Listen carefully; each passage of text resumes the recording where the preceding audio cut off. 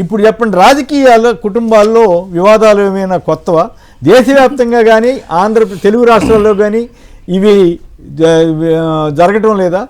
పని కట్టుకుని ఒక కుటుంబం మీద బురద వేయటం కోసం ఎల్లో మీడియా చేస్తున్న తాపత్రయం చూస్తే కొంత ఆశ్చర్యం కలిగి సోషల్ మీడియాలో ఇవన్నీ బయటకు వస్తున్నాయి.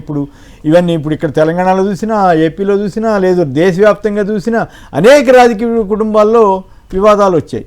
దీని మీద వస్తున్న విశ్లేషణల మీద మీరేమంటారు? సార్, ఏదైనా ఒక కుటుంబం అన్న తర్వాత చిన్న చిన్న ప్రాబ్లమ్స్, వివాదాలు ఉండటం సహజం. దాన్ని అసలు రాజకీయాల్లోకి తీసుకొచ్చి దాన్ని అంటే ప్రజలకు ఏదో అన్యాయం జరిగిపోతున్నట్టు ఆ కుటుంబంలో జరిగే గొడవల్ని రాజకీయ లబ్ధి కోసం వాడుకోవాలనుకోవటం తప్పు. అయితే ఎవరైతే ఇప్పుడు జగన్ గారి కుటుంబం మీద ఇవన్నీ చూపిస్తున్నారో ఫస్ట్ వాళ్ళ దగ్గరికి వెళ్దాం సార్. దేశం మొత్తం కూడా ఒక కొన్ని ఎగ్జాంపుల్స్ చెప్తాను నేను. ఫస్ట్ వాళ్ళ దగ్గరికి వెళ్దాం. ఫస్ట్ నారా చంద్రబాబు నాయుడు గారికి ఎన్టీ రామారావు గారికి మధ్య విభేదాలు వచ్చి అధికారాన్ని లాక్కున్నమాట వాస్తవమా కాదా? నారా చంద్రబాబు నాయుడు గారి సొంత తమ్ముడు నారా చంద్రబాబు నాయుడు గారి మీద పోటీ చేస్తానని ప్రకటన చేసిన మాట, తర్వాత వాళ్ళిద్దరి మధ్య విభేదాలుండి చివరిదాకా అలాగే కొనసాగిన మాట వాస్తవమా కాదా? రామారావు గారి కొడుకు సొంత పార్టీ వదిలి సొంతంగా తను సపరేట్గా పార్టీ పెట్టుకోవాల్సిన, హరికృష్ణ గారు పెట్టుకోవాల్సిన అవసరం ఎందుకు వచ్చింది? ఇవి కుటుంబ కలహాలకు కారణం కదా. కూతురైన పురంధేశ్వరి గారు అవచ్చు, అల్లుడు దగ్గుపాటి గారు అవచ్చు, వీళ్ళు కాంగ్రెస్లో కొనసాగి తర్వాత వైఎస్ఆర్సీపీలో కూడా పోటీ చేసి కొడుకు, ఆ తర్వాత మళ్ళీ బీజేపీలో ఇప్పుడు బీజేపీకి వెళ్ళిన మాట వాస్తవమా కాదా? అంటే అవి కుటుంబ కలహాలు కాదా? నారా చంద్రబాబు నాయుడు గారు అప్పుడు బీజేపీతో కలవమని దగ్గుబాటి వెంకటేశ్వర గారు చంద్రబాబు గారు ఇంటికి వెళ్తే ఆయన మాట్లాడటానికి కూడా ఇష్టపడలేదు ఆ రోజు. అవును. ఇప్పుడు చూడండి, ఇప్పుడు టీడీపీతో పొత్తులో ఉన్న జనసేన దగ్గరికి వెళ్దాం. మళ్ళీ చిరంజీవి గారు కాంగ్రెస్లో కొనసాగుతుండగా జనసేన పార్టీ పెట్టుకున్న మాట వాస్తవమా కాదా?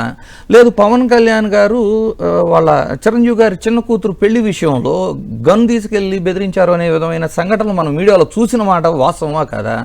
బాలకృష్ణ గారి ఇంట్లో కాల్పులు జరిగింది అంటే కుటుంబ ప్రాబ్లమ్స్, ఏదో ఒక విభేదాలు ఉండటం కారణం లేకుండానే సరదాగా ఏమైనా గన్ను తీసి పేలుస్తారా?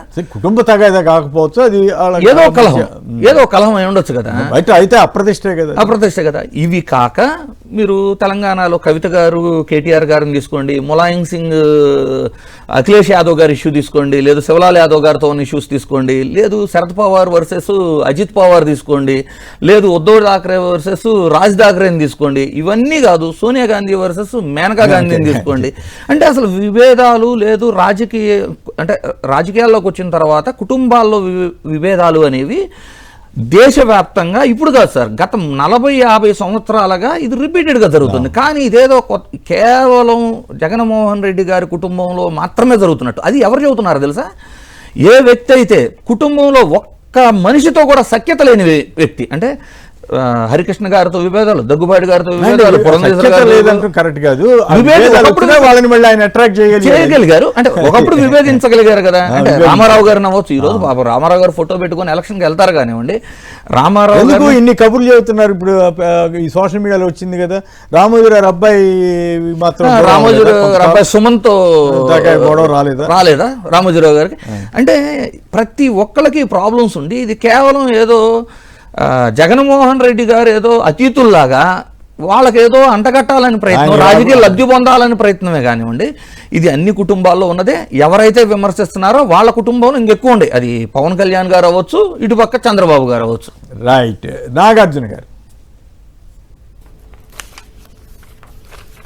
సార్ నమస్కారం సార్. ఆంధ్రప్రదేశ్ రాష్ట్రంలో మొన్న ఈ మధ్యకాడి నుంచి బాగా విపరీతంగా 2026 మొదలుపెట్టిన కాడి నుంచి తెలుగుదేశం పార్టీ వాళ్ళు చాలా ఇబ్బందులకు గురవుతున్నారు సార్. 2026 జనవరి నుండి ఆంధ్రప్రదేశ్ రాష్ట్రంలో పరిస్థితులు చాలా మారిపోయినాయి.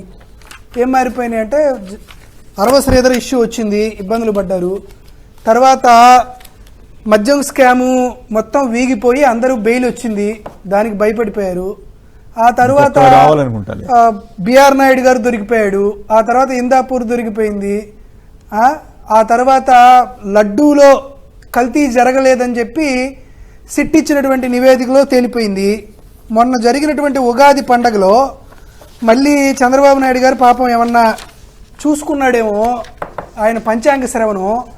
ఆంధ్రప్రదేశ్ రాష్ట్రంలో అసలు అవన్నీ టాపిక్ డైవర్ట్ చేయడానికి, జగన్మోహన్ రెడ్డి గారి వ్యక్తిత్వాన్ని కించపరచడానికి జరుగుతున్నటువంటి కొన్ని అంశాలని తీసుకొని అడ్రస్ లేని వాళ్ళతో, అమాం బాపతిగాలతో నోటికి వచ్చినట్టు జగన్మోహన్ రెడ్డి గారిని తిట్టించడం అది మరి అన్యాయంగా ఉంది. జగన్మోహన్ రెడ్డి గారి సతీమణి భారతమ్మ గారిని కూడా తిట్టించేటువంటి కార్యక్రమాలు మనం చూసాం సార్.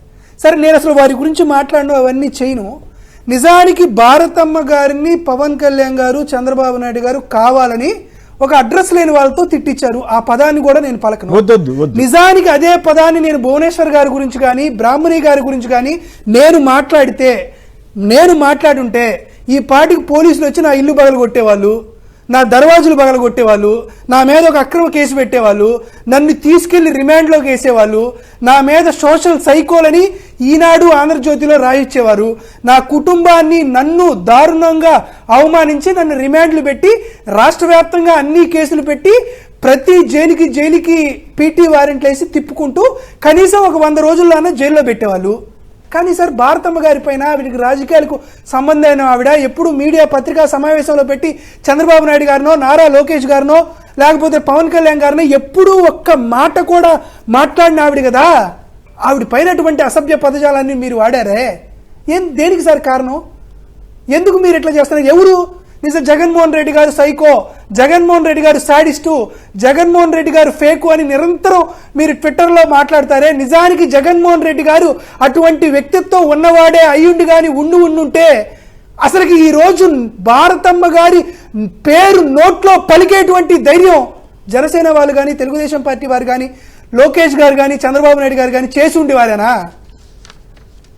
సాక్షికి సంబంధించినటువంటి ఒక బీట్ రిపోర్టరు లోకేష్ గారి దగ్గరికి వెళ్ళి మైక్ పెడితే, ఏంటి మీ మేడం ఈరోజు ఆఫీస్కి వెళ్ళిందే అని చెప్పి చిద్విలాసంగా వెటకారంగా మీరు మాట్లాడుతున్నారే. నిజానికి జగన్మోహన్ రెడ్డి గారు మీలాంటి వ్యక్తిత్వం ఉన్నవాడు అయ్యిండుంటే మీరు ఆ మాట మాట్లాడి తరువాత ఇటువంటి కార్యక్రమాలు చేసేటువంటి ధైర్యం మీకు వచ్చిండేదా? మా కర్మ ఏంటంటే జగన్మోహన్ రెడ్డి గారు కులాన్ని, మతాన్ని, ప్రాంతాన్ని చూడకుండా రాజకీయాలు చేసి తప్పెవరిదైనా వైఎస్ఆర్ కాంగ్రెస్ పార్టీ వారు తప్పు చేసినా కూడా తీసుకెళ్లి లోపలేయమని కలెక్టర్ల కాన్ఫరెన్స్ లో, ఎస్పీల కాన్ఫరెన్స్ లో చెప్పడం మా కర్మ ఇవ్వట్టింది. ఈ రోజు మీరు అమాం బాపుతుగాలతో అడ్రస్ లేని వాళ్ళతో మా కుటుంబంలో ఉన్నటువంటి మేము భారతమ్మ గారి పైన, విజయమ్మ గారి పైన మీరు వ్యాఖ్యలు చేస్తే మేము మాట్లాడాల్సి వచ్చి నోరు మూసుకొని ఏం మాట్లాడాలో తెలియక మాలో మేము కృషించిపోయి కుంగిపోయి సమయం సందర్భం కోసం వెయిట్ చేయాల్సినటువంటి పరిస్థితి వస్తుంది. జగన్మోహన్ రెడ్డి గారు ఇప్పటికైనా మీకేం చెప్తున్నామంటే ఇప్పటికైనా సరే కొంచెం ఇవన్నీ ఆలోచించి మమ్మల్ని అందరికి కాస్త ఫ్రీ హ్యాండ్ ఇవ్వండి. తెలుగుదేశం పార్టీ వాళ్ళు ఏదో కేసులు పెడతారా, అరెస్ట్ చేస్తారని భయపడట్లా. ఇప్పటికి కూడా నోరు జారి ఏదన్నా మాట్లాడామా ఇక్కడ కొమ్మినేని గారు ఒప్పుకోరు, సజ్జల రామకృష్ణారెడ్డి గారు ఒప్పుకోరు, మా మీడియా సెల్ శ్రీ గారు ఒప్పుకోరు, మళ్ళా తిరిగి మమ్మల్ని తిడతారు. మీకేం అవులే అయిందా, మీరెందుకు మాట్లాడినారు, వాడు మాట్లాడితే వాళ్ళు మాట్లాడారు, మీరు మమ్మల్ని తిట్టేటువంటి పరిస్థితి వస్తుంది. తెలుగుదేశం పార్టీ వాళ్ళ సంగతి అటు నుంచి. సరే, ఈ రోజు ఆవిడ పేరు షర్మిలా గారినో లేకపోతే సునీత గారినో పెట్టి ఏదేదో చెప్తున్నారు కాబట్టి 2 విషయాలు చెప్తున్నాను సార్. హరిని సీఎం చేయగలరా? బాబు గారికి ఎన్టీఆర్ సవాల్.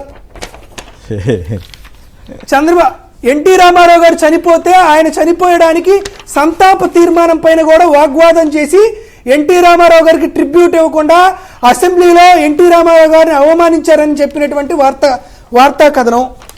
ఎన్టీఆర్ పై బాబు వర్గం చెప్పుల దాడి. నిజంగా మా సోషల్ మీడియా సైనికులు తీసుకొచ్చినటువంటి ఇవన్నీ.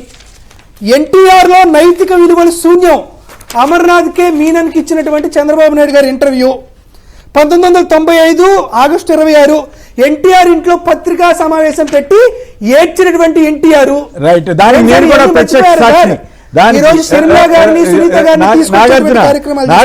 నాగార్జున ఎన్టీ రామారావు గారు కంట తడి పెట్టిన సందర్భానికి, ఆ సన్నివేశానికి నేను కూడా సాక్షినే. ఓకే, కంప్లీట్ అయిందా సార్? నాకు కొమ్మినేని గారు మీరు ఇటువంటి మాటలు మీరు ఇంకా విట్నెస్ ఉన్నారు, సాక్ష్యం ఉన్నారంటే మళ్ళీ మీకేదో ప్రమాదం ఉంటుంది. మీరు లేరని చెప్పండి ఆ పత్రికా సమావేశంలో. మీకు వచ్చినట్టు సమస్య ఏంది పాపం? నేను లేని చెప్పండి, మీరు అటు చెప్పారు. మీరు దాంతో పాటు ఇదిగోండి సార్, ఇది ఎన్టీ రామారావు గారు అసెంబ్లీలో ఆన్ రికార్డు మాట్లాడిన మాటలు. ఎన్టీ రామారావు గారు, నాకు జ్వరం దగ్గు వచ్చింది అయినా చెబుతున్నా, I have apologised to you. ఇంతకంటే ఏమి చెప్పమంటారు? మీరు బాధపడుతున్నారు, మీరు నాకు సమాధానం చెప్పడానికి అవకాశం ఇవ్వండి. I am still the leader of the TDLP. I have the right and nobody else has the right. ఎవరండి తీర్మానాన్ని ప్రవేశపెట్టడానికి అని ఎన్టీ రామారావు గారి Right, పైన right. అవిశ్వాస తీర్మానం పెడుతూ అసెంబ్లీ సాక్షిగా ఎన్టీ రామారావు గారు ఏడుస్తుంటే యనమల రామకృష్ణుడు గారు, చంద్రబాబు నాయుడు గారు ఎన్టీ రామారావు గారికి కనీసం మైకు ఇవ్వకుండా ఆయన్ని అడ్డుకున్నటువంటి వైనానికి సంబంధించిన Right. సాక్ష్యాధారాలు. Okay, okay. ఈ రోజు మీరు షర్మిల గారిని, సునీత గారిని ముందుకు పెట్టి జగన్మోహన్ రెడ్డి గారి వ్యక్తిత్వాన్ని హననం చేయాలనేటువంటి ఆలోచన మీరు చేస్తున్నారేమో. మీ అందరికీ ఒకటి చెబుతున్నాను చూడండి, జగన్మోహన్ రెడ్డి గారి వ్యక్తిత్వమే వైఎస్ఆర్ కాంగ్రెస్ పార్టీకి శత్రు దుర్భేద్యమైనటువంటి కవచంగా నిలుస్తుంది. ఆయన వ్యక్తిత్వమే మీరు అగ్ని కాంతిలో, అగ్ని సరస్సున విసిరించినటువంటి వజ్రపు కాంతిని మీరు ఆపలేరు. కాబట్టి మా వ్యక్తిత్వమే, ఆయన యొక్క కష్టమే, ఆయన యొక్క శిరస్సే మమ్మల్ని Right. ముందుకు తీసుకొస్తుంది. కాబట్టి 15 ఏళ్లుగా ఆయన వ్యక్తిత్వాన్ని మీరు కించపరుస్తూ మీరు చేసినటువంటి ఎన్నో రకాల కార్యక్రమాలు లాగానే ఈ కార్యక్రమం కూడా నిర్వీర్యం అవుతుంది. ఆ వ్యక్తిత్వమే అజేయంగా నిలబడుతుంది.